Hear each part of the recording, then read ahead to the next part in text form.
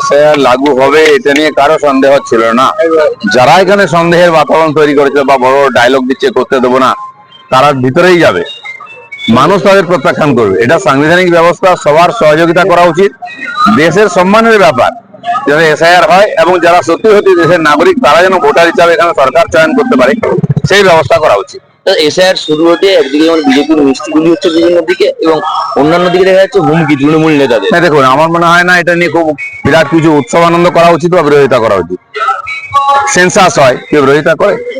আর TMC হচ্ছে একটা দেশ বিরোধী পার্টি, দেশের স্বার্থে যা হবে তার বিরোধিতা করবে। এরা জিএসটি বিরোধিতা করেছে, এখন জিএসটি লাভ নিচ্ছে ওরা।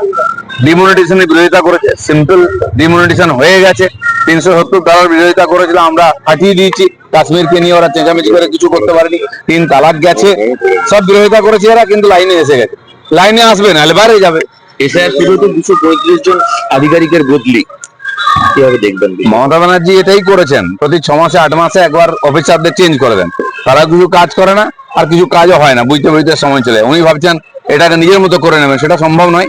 কারণ বিহারেতেও এই ধরনের যারা কর্মচারী বা বিএলও যারা অসহযোগিতা করেছে, গন্ডগোল করেছে আর এসআইআরে, তারা জেলে গেছে।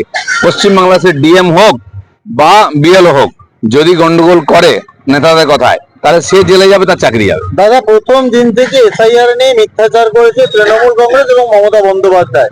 কালকে দুধ কা দুধ পানি কা পানি হয়ে গেল, কি কি ডকুমেন্ট লাগবে সব পরিষ্কার হলো। পরিষ্কার হয়ে গেছে, পরিষ্কার হবে। নির্বাচন কমিশনের উপরে ভরসা রাখুন। আর অলরেডি ওরা বিরোধিতা করছে, একদিকে এসআইআর করতে দেবে, এদিকে 5000 5,500 বিএলএ 2 এর নাম পাঠিয়ে দিচ্ছে ওরা। বিজেপি তার চেয়ে বেশি পাঠিয়েছে, 7,500। তার মানে কি?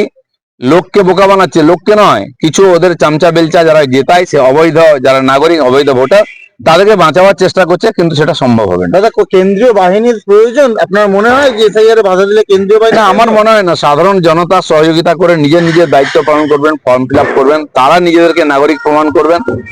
যারা অনাগরিক কিন্তু ঢুকে আছে, তাদেরকে সবাই মিলে আলাদা করবে।